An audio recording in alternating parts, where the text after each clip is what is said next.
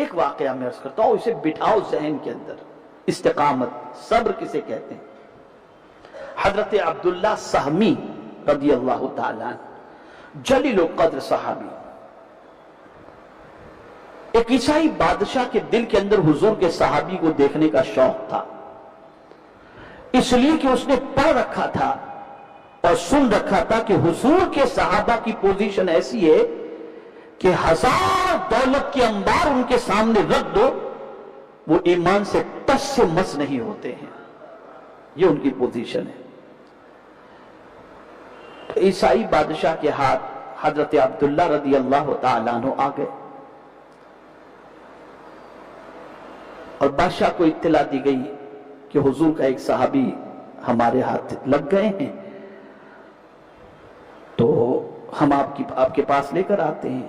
بادشاہ نے کہا لے آئیے، میں دیکھوں کہ حضور کے صحابی کی پوزیشن کیا ہے، ان کا کر و فر دیکھوں، ان کا جلال دیکھوں، ان کا جمال دیکھوں۔ حضرت عبداللہ حاضر ہوئے، یہ قرون اولیٰ کے صحابہ میں سے ہیں،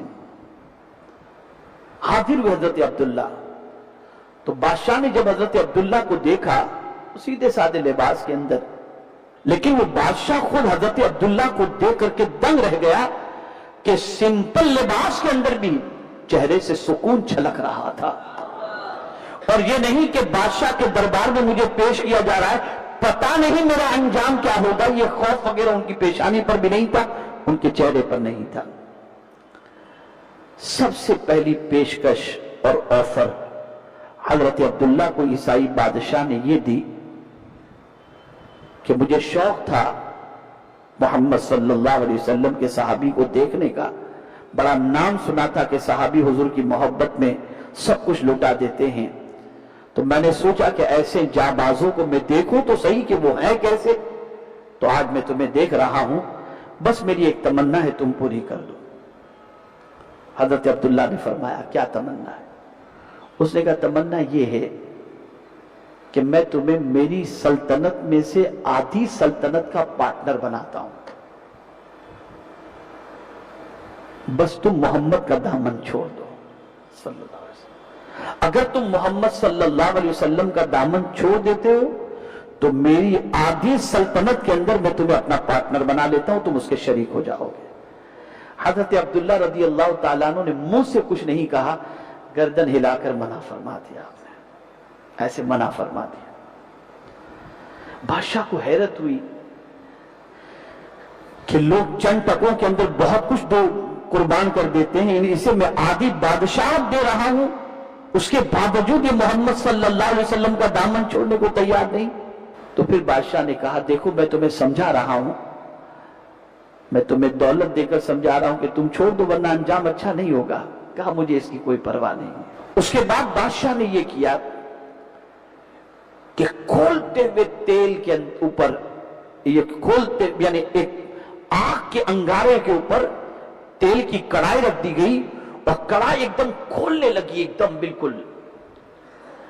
کہا عبداللہ اگر تم جو ہے دامن محمد صلی اللہ علیہ وسلم نہیں چھوڑو گے تو تم کو اس میں ڈال دیا جائے گا۔ مسکرانے لگے، فرمایا کوئی مضاحکے کی بات نہیں ہے۔ بادشاہ نے سوچا یار یہ ٹس سے مسی نہیں ہو رہا ہے، نہ دولت کی لالچ سے نہ موت کے خوف سے۔ اس نے کہا ان کے سامنے ایک منظر پیش کروں گا، شاید ان کا دل وہ ہو جائے۔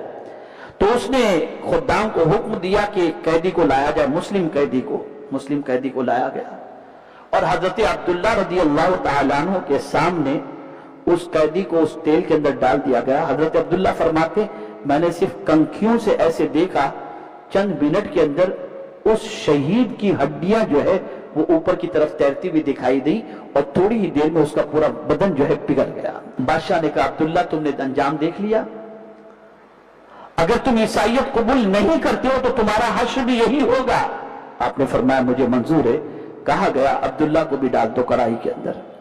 حضرت عبداللہ جب کڑائی کے قریب پہنچے تو رونے لگے، عبداللہ سہمی رضی اللہ تعالیٰ عنہ رونے لگے۔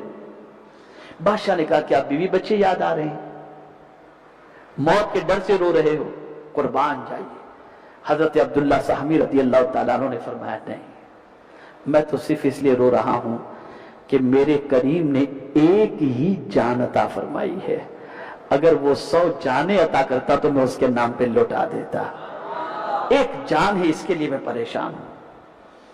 اتنا سننا تھا کہ بادشاہ کے دل میں یہ خیال پیدا ہوا کہ یہ کیسے محبت حضور نے اپنے غلاموں کے سینے میں پلا دی ہے کہ موت کے چہرے کو دیکھنے کے بعد بھی ایمان ان کا متزلزل نہیں ہوتا اور ثابت قدمی کا مظاہرہ کرتے ہیں، صبر کا دامن اور استقامت کا دامن تھامے ہوئے رہتے ہیں.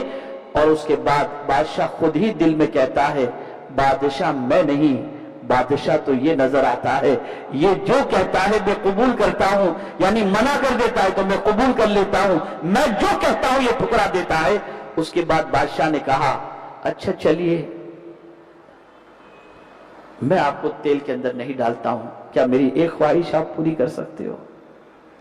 کہا کیا ہے تیری خواہش؟ کہا میری پیشانی کو چوم لو،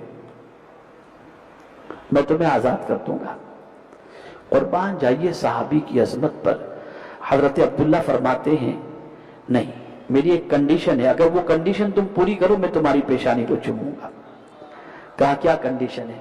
کہا آج عبداللہ تنہا رہا ہونا نہیں چاہتا، اگر تم سارے مسلمانوں کو قید سے رہا کر دو میں تمہاری پیشانی کو چوم لوں گا.